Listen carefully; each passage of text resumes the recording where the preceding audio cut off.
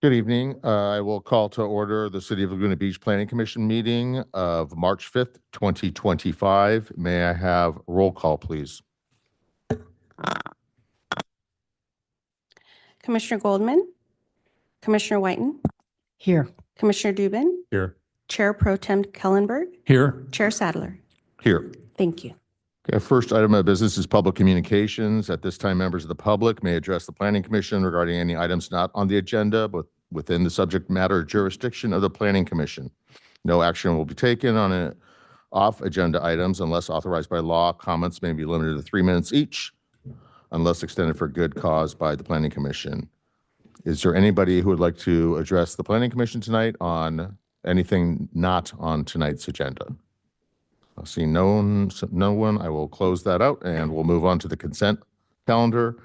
The consent calendar consists of the February 19th, 2025 Planning Commission draft minutes. Would any members of the public wish to pull that item? Any members of the commission have any comments? Seeing none, would somebody like to make a motion to approve the consent calendar? Move approval. Is there a second? Second. Roll call, please. Commissioner Goldman, Commissioner Whiten, Yes. Commissioner Dubin, Yes. Chair Pro Tem Kellenberg, Yes. Chair Sadler. Yes. Okay, we'll move on to public hearings, and we have one public hearing item tonight. That is item 5.1. It's a couple of conditional use permits, a design review and coastal development permit at 268 Crest Street and 1285 and 1295 Glen Eyrie. Also 281 Brooks Street / 1200 South Coast Highway. Our principal planner, Martina Carone, will be providing our staff report for that item tonight. Martina, when you're ready. Thank you, Chair Sadler. Again, yes, this is item 5.1 for the Planning Commission hearing on March 5th, 2025. The project site is located on the northwest corner of Glen Eyrie and Crest Streets within the local business professional zone. The overall site consists of 2 parcels that create approximately a 5,900 square foot building site. Previously, the parcel at 268 Crest Street was developed with a single-family dwelling, while the parcel at 1285 and 1295 Glen Eyrie Street was developed with an office building.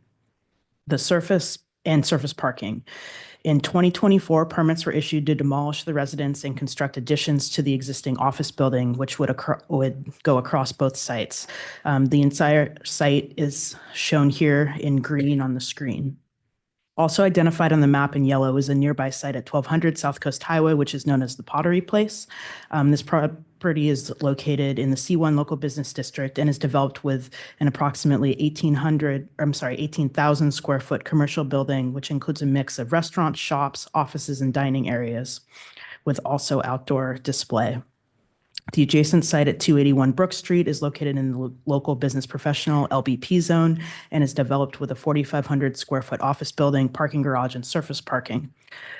Parking for the Pottery Place, the office building are all located within the garage and parking areas at 281 Brooks Street, which is shown in the blue area on the screen.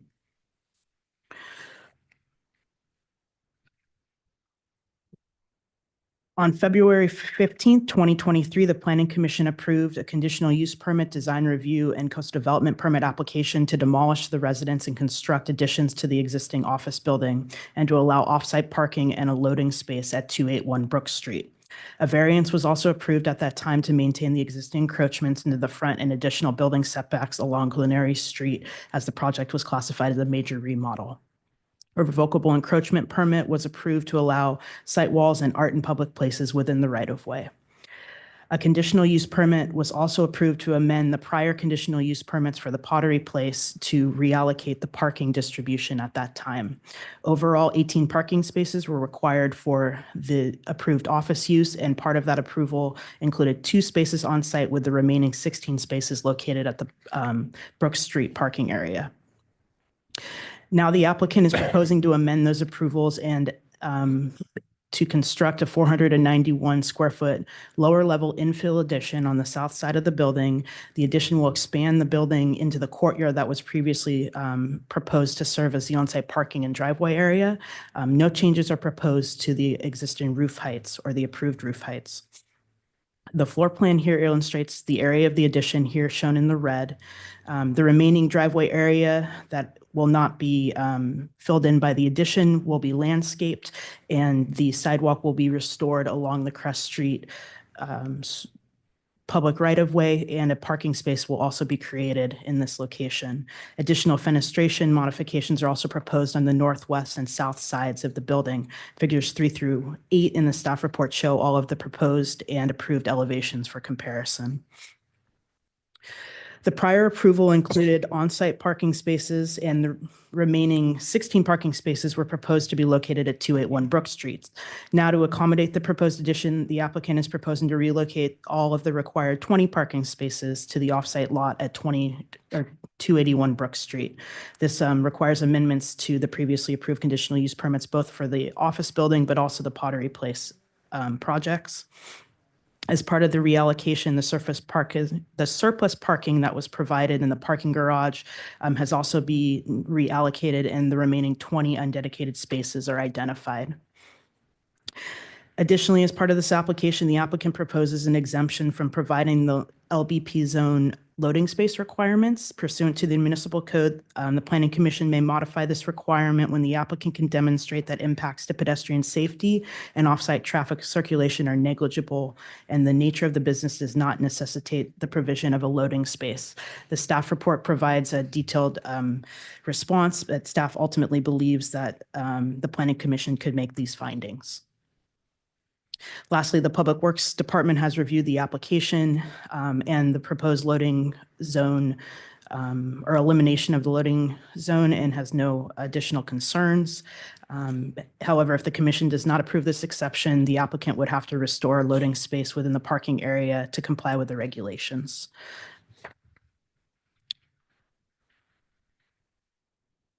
Based on the information in the staff report and as outlined in the resolution, staff recommends approval of a Class 1 categorical exemption and approval of the project subject to the facts and findings stated in the staff report. This concludes my presentation. I'm available for questions. Great. Thank you, Martina. Any questions of staff at this point? I got a couple, excuse me. The 20 parking spaces that are being allocated for the new office building are deed restricted in perpetuity. Is that correct? That's correct. Okay. Page 16 of the resolution, number 33, it says something about in case of sidewalk improvements, the sculpture may need to be removed. This is reference to the Art and Public Places piece. Can we add or change that to or moved instead of removed? We could. I think the intent was to capture that if for some reason the Art and Public Places was no longer, requirement was no longer being satisfied because of some additional right-of-way improvements or something like that, that the applicant would still have to comply with it in some fashion. So however we want to modify it to keep that intent, I think would be in line with Yeah, that. I think it just, when it says need to be removed, it just sounds like it's going to disappear if sidewalk improvement happens. So if it may just be better to say may need to be moved instead of removed. Okay. It's a kind of a small thing, but that's all. Thank you. Any other questions? Mr. Kellenberg? Your evaluation of the loading zone and your comfort with it not being there, can you explain that rationale? Sure. The idea and the reason that, or when we were working through the application, the applicant indicated that ultimately the anticipated deliveries for the office space will be fairly minimal. There's not a high amount of delivery for an office use, and this site enjoys the benefit of having that one-way alley between the Pottery Place and ultimately the subject site. So it's anticipated that all the deliveries would probably be focused there anyway to keep circulation moving better throughout the area. It also, as it was currently designed, the loading space was within the parking area, which was difficult for some of the box trucks to get in as well. So this would provide for an easier access for the trucks. Yeah, just to follow up on that, that was, one of my minor concerns about this project and this proposal right now as well. But just for the Pottery Barn itself, does it have a dedicated loading space? The only dedicated loading space that's been identified throughout all the projects is on that Brook Street site in the parking area. But even in a couple of different site visits I've taken in the last week or so, I've seen deliveries happening in the alley typically. So beyond that, they would not have any more designated space than. So I'm still Yeah. not following that. Do they or do they not have a dedicated spot just for the Pottery Barn within the parking lot? I'm not sure if the original Pottery Place approval required a loading Place. space. Keep calling it Pottery Barn, sorry. I'm not sure if they required a loading space or not. As part of the LBP zone, there's a requirement. So it was included for the development kind of more inland to the alley side of that with the office building and this office building. But as part of the way that the site functions right now, it could enjoy the loading space, but I don't know if that was allocated specifically for that. The one in the parking area that was identified was based on this application. Okay, because when I was looking at the site earlier and checking out that alleyway, like you said, it's one way. It's relatively narrow. And there is no dedicated or marked loading zone in that alleyway in That's any correct. sort of way, correct? That's correct. And so if a larger size truck is to go there and stop to make a delivery, they're effectively blocking that alleyway, are they not? Potentially, yes, but I think that's what the alley is intended to provide, is for loading and unloading areas for the trucks. And that's what Public Works has indicated as well. Okay, but that alleyway is a public right of way. That's correct. Okay. The only other thing I noticed, it was in the staff report, it mentions that this is a 491 square foot addition, yet on the plans that you indicated in the staff report where you had that crosshatch area, it has it marked as 513 square feet. That's a relatively minor difference, but is that just due to a difference in the way that the architect measures the area versus the way that the city measures that area? No, the proposal is for 491 square feet, and that's how it's parked. I think it might have just been a typo on that exhibit from the architect. But the applicant can clarify that. Okay.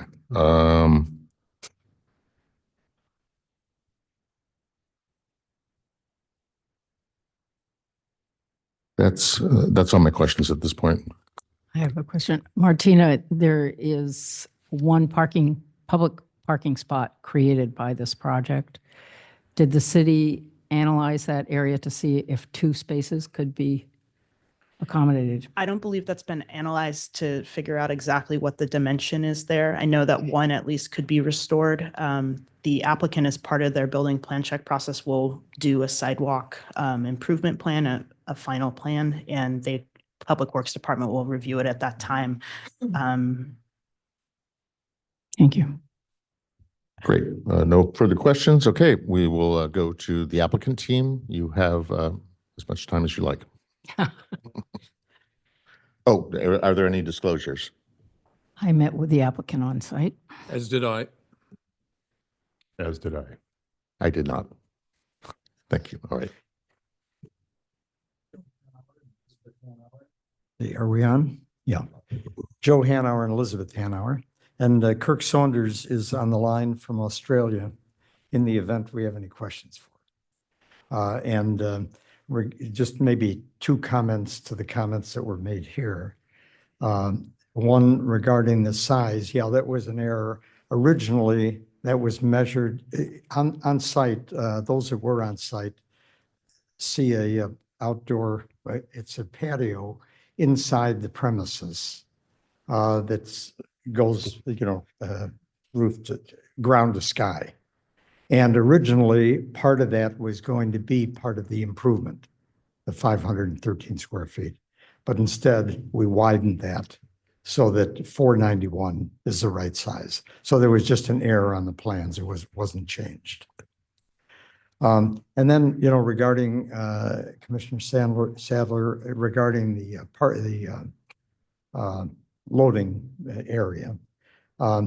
The Public Works, we worked with Public Works when we did the project to have a stop sign. In fact, there's 2 stop signs in the alley because we knew that, sort of the Public Works, that there would be traffic, meaning truck deliveries through that space because of the restaurant and all of the retail stores.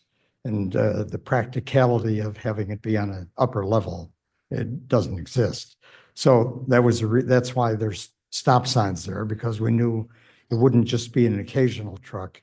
There'd be trucks coming there fairly often. And you have pedestrians walking across that. Yeah, area. and no, exactly right. Exactly. That's why there's one just before the pedestrian. In fact, each exit from the parking facility has a stop sign before you get there. From a practical point of view, I'm trying to think of how many years we've been there. 2007, I think, is when it opened. But in those 18 years, that spot has never been used for loading. It's used for cars, for parking. And yeah, it's a parking spot. But maybe just to summarize, as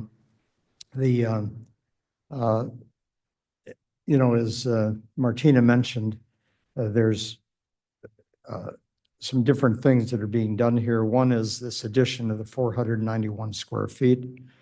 Another is the movement of 2 parking spaces from the site to the garage.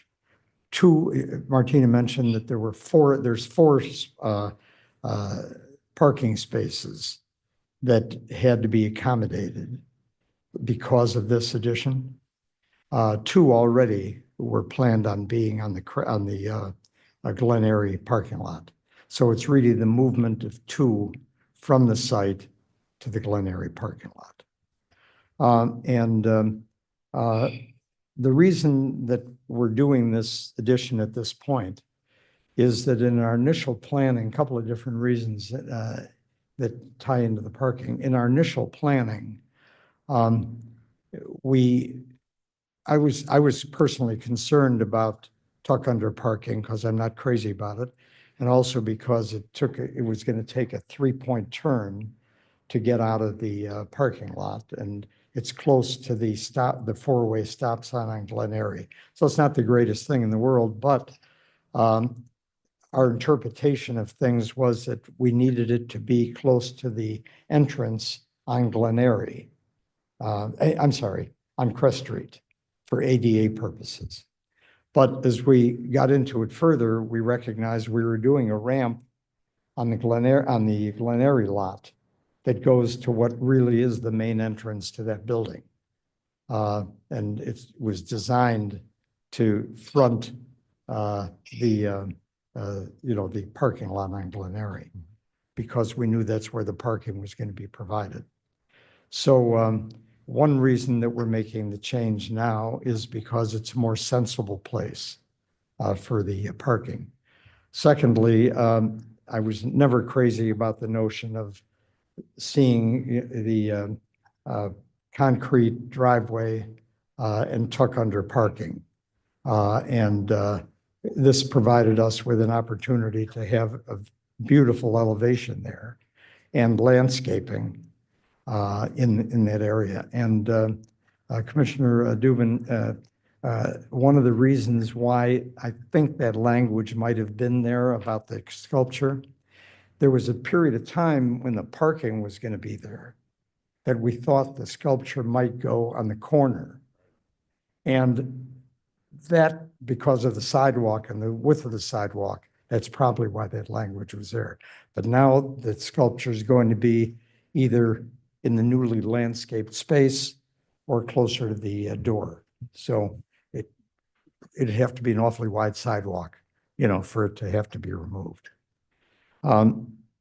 So, as these things go from an aesthetic perspective, from a safety perspective, from an ADA perspective, and from a city perspective in terms of getting an additional parking space, this makes an awful lot of sense. The other thing in terms of our design of this space, the elevation that you approved will be retained, because what's really happening is the wall that was the south wall of the ground floor is simply being moved out to the edge of the building now. So it'll be the same elevation, same materials. Instead of 2 windows, there'll be 3. But otherwise, the elevation you approved is basically identical. There's no height issues, there's no view issues. And for us, from the aesthetic, from a practical and economic point of view, we capture some additional square footage that we hadn't planned on, but we actually built 3 of the walls through construction and a roof. So the roof and the 3 walls are there. We're simply moving the wall out. Let me see if there are other comments I wanted to make. No, I think that summarizes what we're doing here, and we'll be glad to answer any questions that you might have. Great. Well, thank you for that, Joe. And your explanation did answer some of the questions that I was going to ask, and see if anybody else has any questions for you. Commissioner Kellenberg? Joe, the 4 spaces, are any of them coming from the lower level of the parking deck? One will be on the lower level. So there is like a minor impact on Yeah, that right, parking pool? Right, exactly. Okay. Joe, I wanted to just talk for a moment about the Art and Public Places portion of this. I know we talked about it on site, but I just wanted on the public record that you didn't show exactly where the location of that is going to go. But just as a reminder, I know that approval for whatever the piece you choose has to go through the Arts Commission and then to City Council. So that could be a couple of months. So the sooner you start that process, the better, because they can hang up your occupancy permit if it's not in place when you're ready to move in. So I guess that was more of a comment than a question. No, I appreciate that. And we've actually started.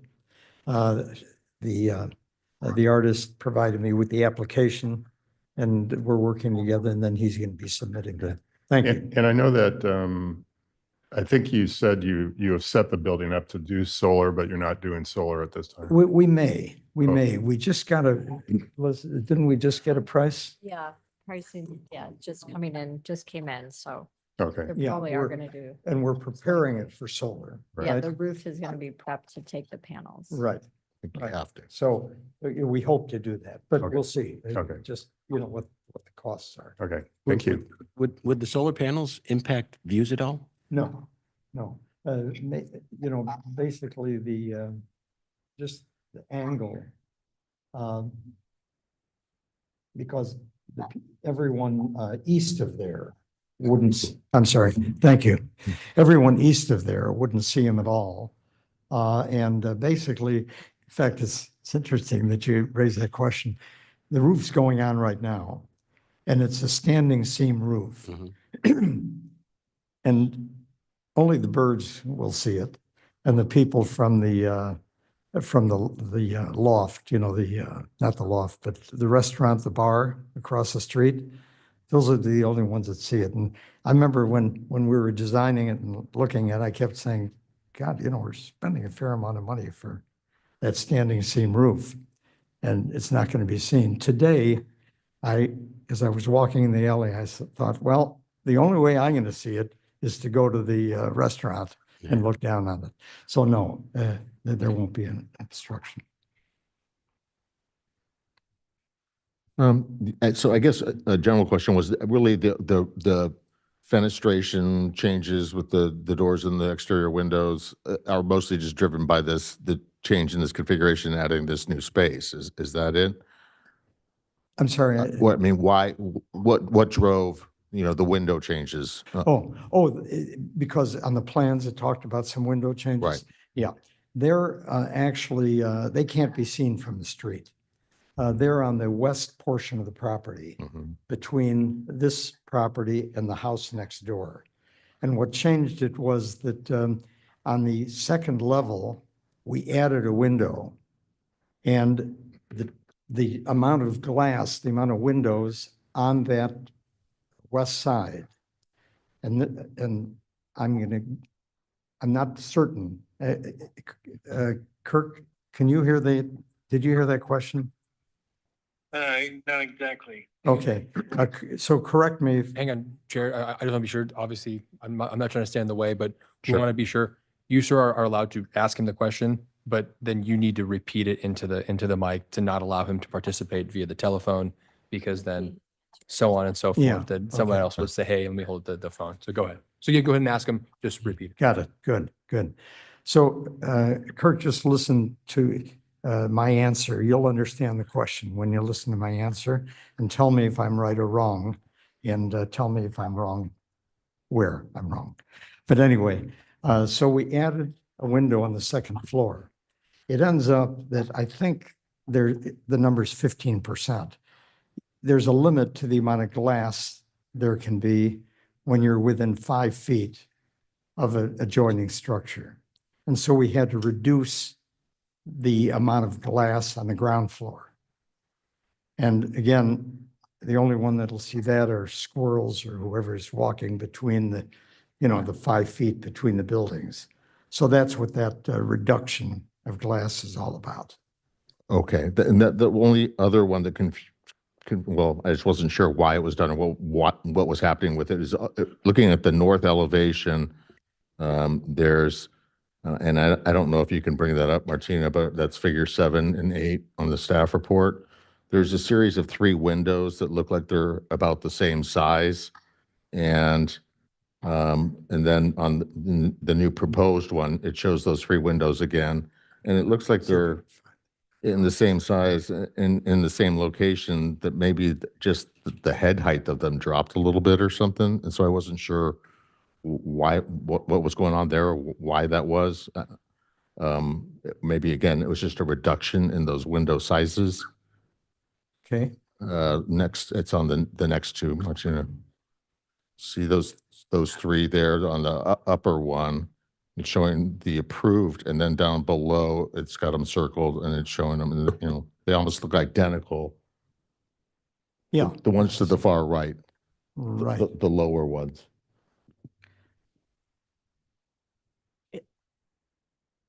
On the right. It looked actually as the glazing reduced in the proposal, unless that's just a shadow. Okay. Yes. Yeah, Kirk, on the facing north, facing the parking lot At the entryway. at the entry, just to the right of the entry. Oh, I see. No, at the entry itself. The entry itself. It looks like, did we reduce the size? Yeah.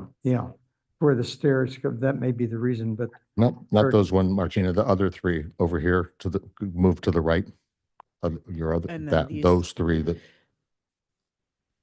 Sorry, and the mouse is freezing on the. there, those ones. those 3 that are circled. Right. I mean- I'm not sure. Do they look to me like, oh, maybe they just shrunk down a little bit? Yeah, let's I was find just out. curious There's as 3 to what. windows that are circled on the north elevation to the right on the west side. Right. What was the change of those? The bottom of the windows was raised up to the stairway.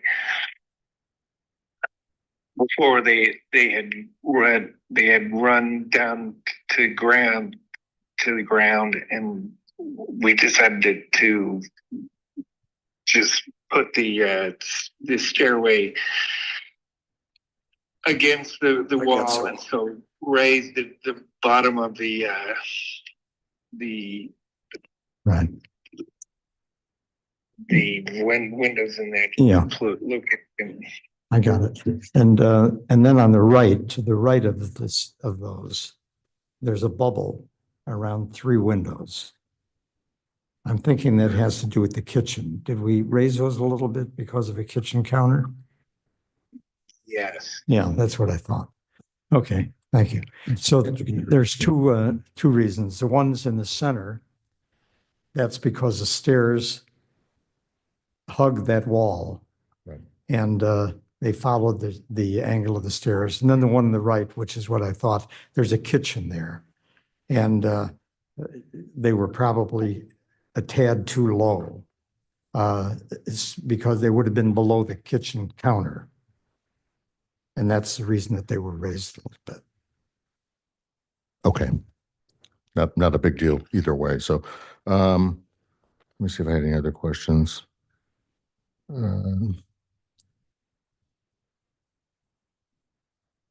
No, I just back to staff for a quick one. I mean, just the resolutions, the new resolutions that we have for this project and their conditions of approval, are they all similar to what was the previously approved resolutions? Thank you for the question, Commissioner Chair Sadler. Yes, there were no additional conditions included as a result of this project. We've just brought forward the conditions.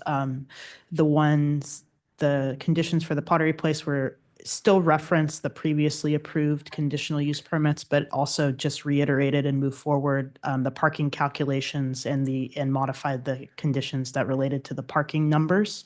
But all the conditions carry forward unless as amended tonight or as may be recommended by the commission. Okay. Thank you. Okay. I will close the public hearing and open for public comments. Are there members of the public who wish to speak on this item? Seeing none, we'll close that public comment and go to commissioner comments, discussion. Anybody in particular like to start? Commissioner Goldman? I think the project meets all the findings. I think it's actually a nice addition to the project. I think it makes the project aesthetically better. I particularly like that there's no curb cut on Cress, no cars backing in and out, and you'll have an art piece there. And so the focal point of the building, I think, will be more attractive. I also think, because it's the first time I got a chance to take a look at the building this far advanced, it's a very handsome building. And as we talked about on site, the lines are really nice. I think you've done a nice job on the building. Right. So yeah, I'm very supportive of the change. Thank you. Commissioner Kellenberg?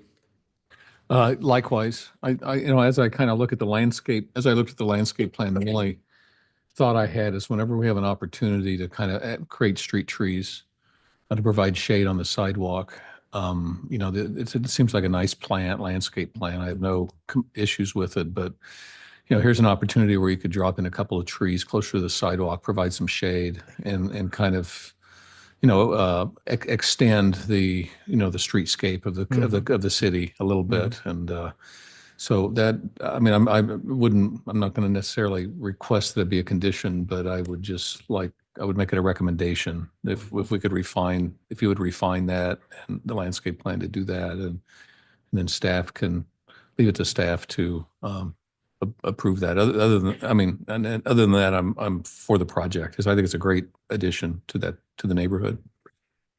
Thank you. Commissioner Whiten? Yeah, I agree. And in fact, I was going to recommend street trees too. I think it would be a nice addition also to your elevation, to sort of give you a little relief from the street, right? And I think it's a huge improvement over the original project. That driveway was unsafe. That's a very active intersection. I've seen a couple of accidents there myself.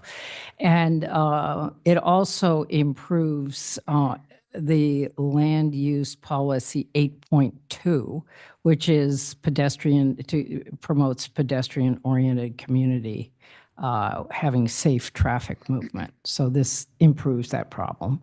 And the addition of the public parking spots or one or two if we can get it, is always welcome. So I think it's a really nice building inside too, because there's just so much glass, you know.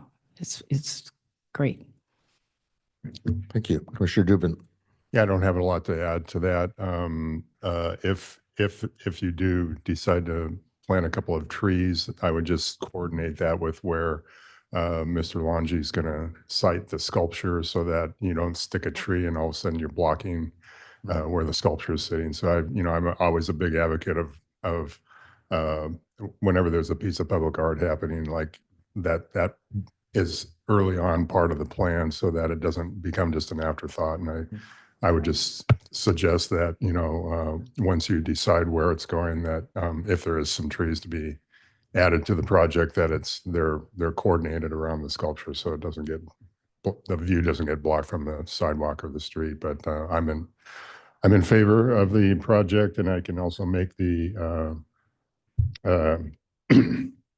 the coastal development permit and CEQA findings.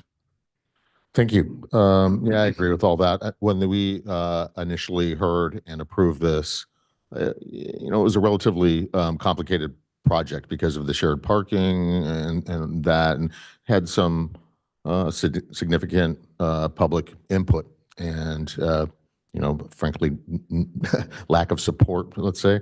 But that was primarily over the view equity issues. We asked that you do what you could and Kirk do what you could, which you did. We felt that it met that view equity criteria. Whether or not now that the actual structure is there, whether or not that the neighbors are happy about it, I don't know. But we did not get any emails or any input, and nobody's showing up to the meeting here tonight. So obviously this change to the project is, well, it's not impacting. It's within the envelope of the building, so it's not certainly not affecting views. It seems the other portions of it are an improvement. The only other potential holdup I had was this issue regarding the loading zone, and I still have a little bit of concern about the fact of using the alleyway, which is a public right of way and a public street, to use as a loading area. It happens around town where, trucks park where they have to park and to load and unload to get, the goods, particularly, to the pottery place where there's restaurants and stuff and they're getting more significant deliveries. I don't think, like you said, that this particular business is going to be generating that type of, the delivery activity. So, and it seems as though the time has shown that it has not at least created an issue to the point that the city and Public Works is concerned about it. It just seems, and it's also a little strange that it's one of those things where it's written in there as part of the code. Here, you must provide this. However, a governing authority has the ability to kind of waive it away. But I think that the staff report did an adequate job of explaining that, and I'm willing to support the other aspects of it with the facade changes and stuff are again relatively minor, and I don't think would impact anybody's view or privacy in any way. So I'm supportive as well, and I could also make the findings as required for the coastal development permit and agree with the CEQA exemptions. So I am supportive as well.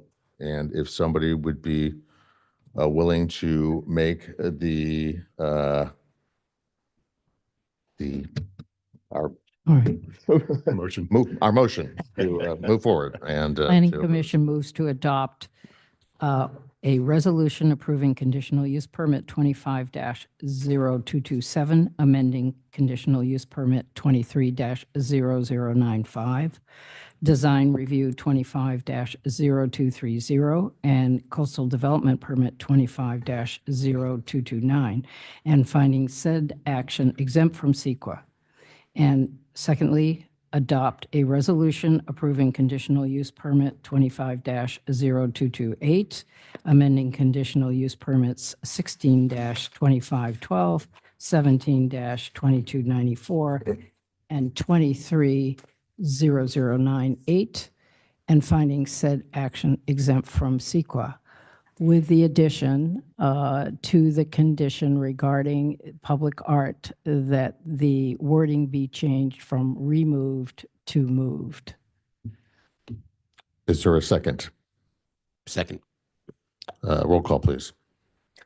Commissioner Goldman, yes. Commissioner Whiten, Yes. Commissioner Dubin, Yes. Chair Pro Tem Kellenberg, Yes. Chair Sadler. Yes. Is there any issues staff-wise?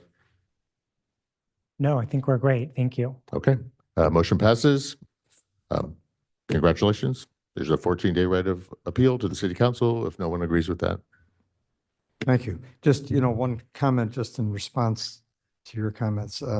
This is and I'm not just giving these comments gratuitously, but it's a great example, this process we've gone through. You reminded me about them, Commissioner Sadler. And that is the fact that the neighbors spoke up, most of them civilly, not all, but most, but that's not unusual. But when you have, a constructive commission, cooperative developer, and constructive neighbors, cooperative neighbors, you can end up with something better than you would have had otherwise, because the project improved through the recommendations that came from you guys.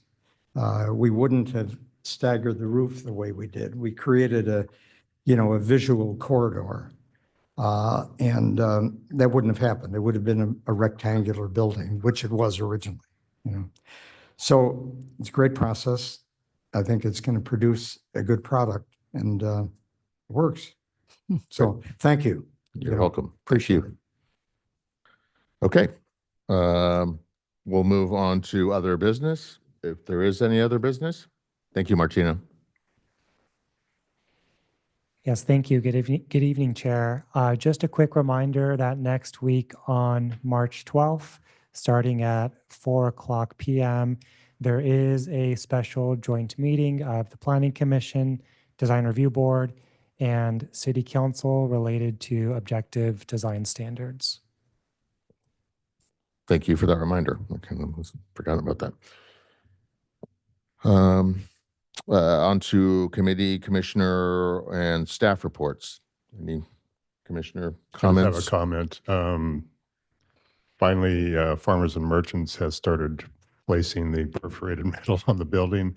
They only got so far, so they either are waiting for the additional unscratched panels, but at least they've got 2/3 of it up. Is that the one that's kind of on the front edge of Glen Eyrie? Well, it's Oh. the one that's on the back corner by the parking lot, but also on the Glen Eyrie and Park corner. Okay. And that's the one that isn't complete yet, but at least they started, so they want to get their sign up there, so they got to get the perforated. Great. Looks like they have wiring for lighting, though. I noticed that.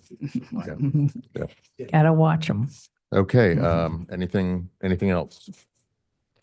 Would somebody like to make a motion to, I guess, to adjourn to that March 12th meeting, correct? Correct. I'll move that we adjourn to the March 12th, 2025 meeting, joint meeting with DRB, Planning, and City Council. Second. Roll call, please. Commissioner Goldman, Commissioner Whiten, Yes. Commissioner Dubin. Yes. Chair Pro Tem Kellenberg, You bet. Chair Sadler. Yes. Thank you. Okay, we are officially adjourned. Thank you.